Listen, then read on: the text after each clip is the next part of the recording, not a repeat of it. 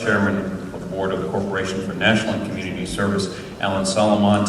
Alan has been deeply involved in leadership in terms of both the for-profit, the public sector, and the nonprofit sector. He has been involved in 5 presidential campaigns. In 2000, he was selected to the Board of the Directors of the Corporation for National and Community Service and then became its chair. As importantly, and some folks don't know this, Alan was on a task force in 2006 for the American Jewish Committee, and Harris served on that as well. Shirley did, and laid out a blueprint for national service that served as a very significant discussion piece. Without further ado, our Chairman, Alan Solomont.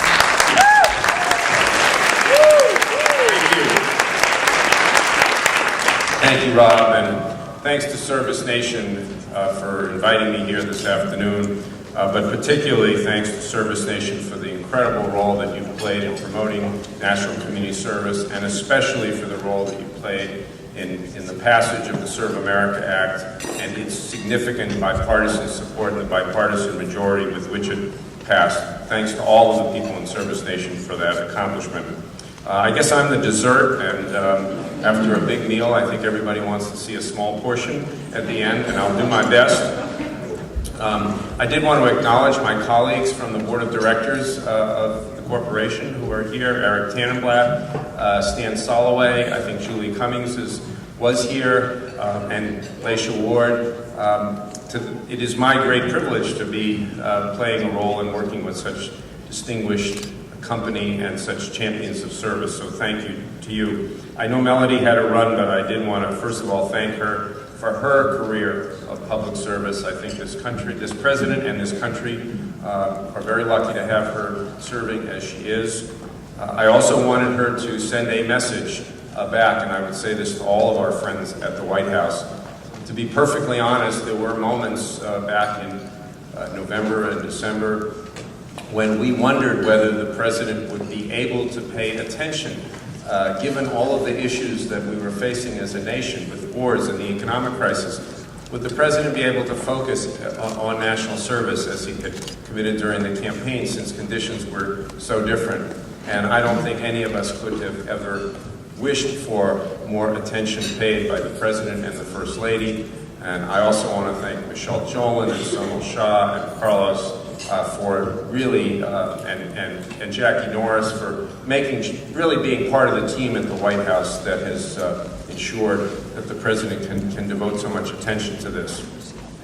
And the last thing I wanted to thank Melody for was the kind words that she had to say about me. But really, how lucky am I to be chairing the board of the Corporation for National and Community Service at this moment in time. What an incredible privilege, and some people talked about sort of personal experiences with service. My personal journey with service began in the 1960s and the 1970s. While Melody was selling cupcakes at the age of 8, I was working in Lowell, Massachusetts as a community organizer. And although I went on to a business career, the experiences that I had as a community organizer in serving that community, that old industrial city that was down at its heels in those days, has informed everything else I have done in my life.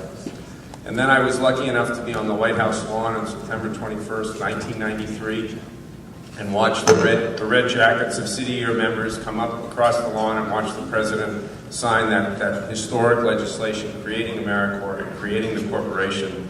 And then 7 years later, I was honored to be selected to serve on the board of the corporation. So I just think that I'm just one lucky guy to be in this position and privileged to be serving at this moment in time. I also, some people earlier bragged about their kids. Well, I brought mine. So I just want to acknowledge my daughter, Becca.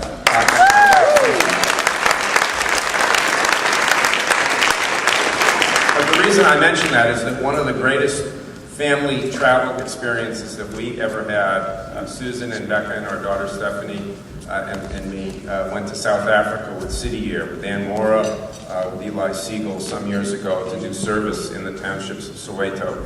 And that also is an experience that our family has never forgotten.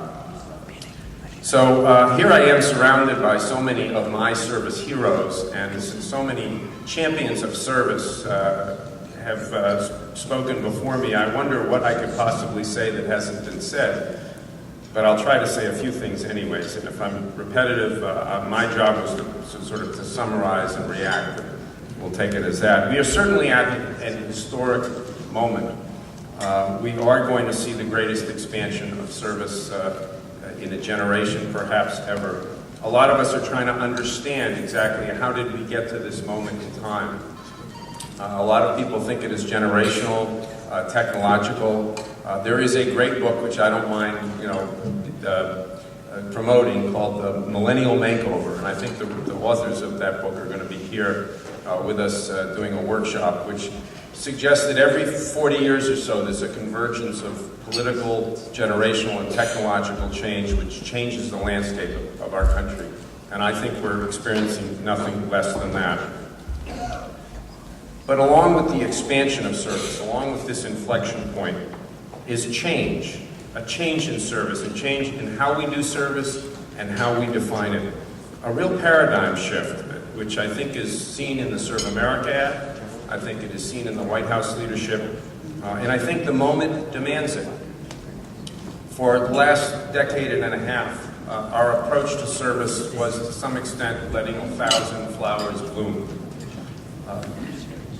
Today we are focusing, as Melody just said, on impact. It's no longer enough just to provide good service experiences for those of us who serve. What we have to do is we have to prove to the rest of the country that service produces results, that the investment that we are making in time and in treasure will actually make a difference in the communities of this country and in this nation.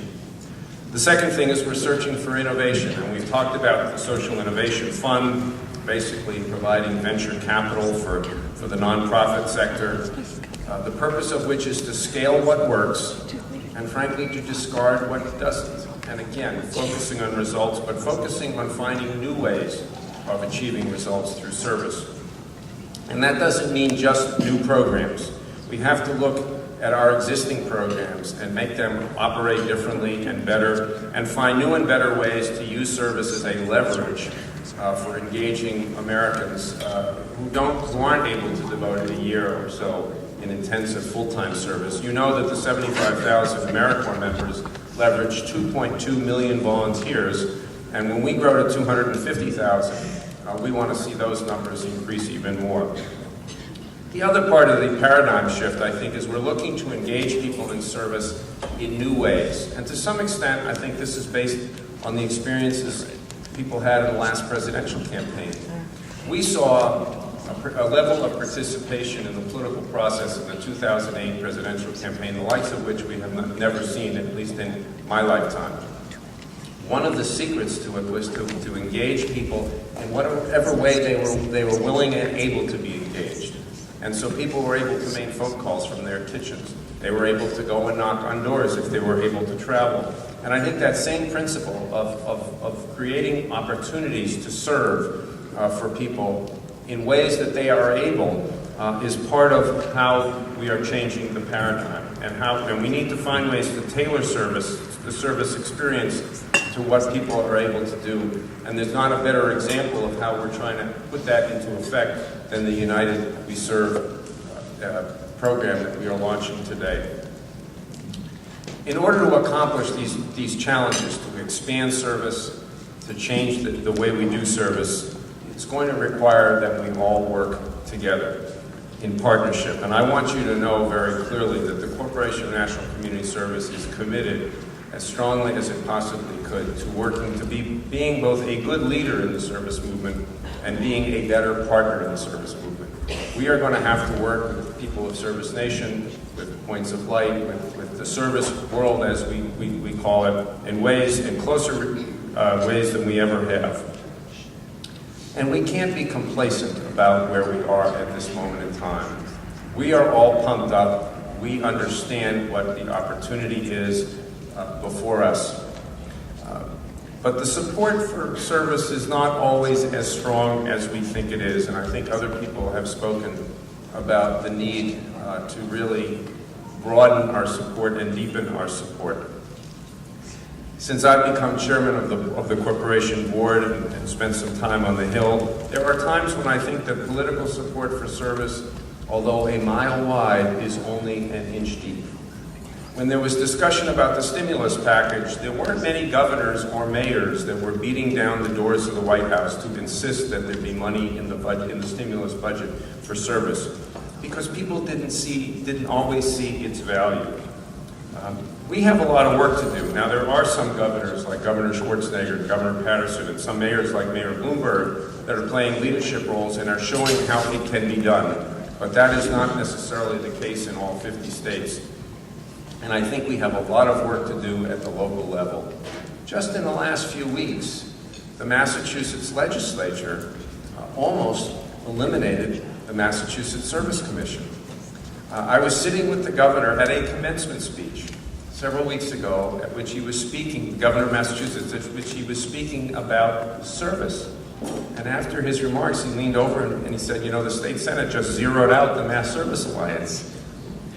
Well, we mobilized, and I give Alan Casey and others in Massachusetts a lot of credit. We saved, was a $750,000 appropriation that leverages almost over $20 million in public and private funds for Massachusetts. But it was an indication that not everybody gets it. And so I think we have to really think about the work that we can do at the local level, not just in Washington, but back in our communities, to strengthen the support for service so that we don't face that. And as others have said, the first priority does need to be the 2010 federal budget and making sure that the president's request is appropriated by the Congress. The stakes could not be higher. When the history of this period and the history of this administration is written, I do not believe it's going to be about the economic crisis or about the recovery. I believe that what the history books will reflect about this moment is it is a moment when we changed our civic culture, when the civic values of this democracy really shifted and we redefined what it means to be a citizen. That's really the stakes. That should be our legacy. And I think with all of us working together, it shall be. Thank you very much.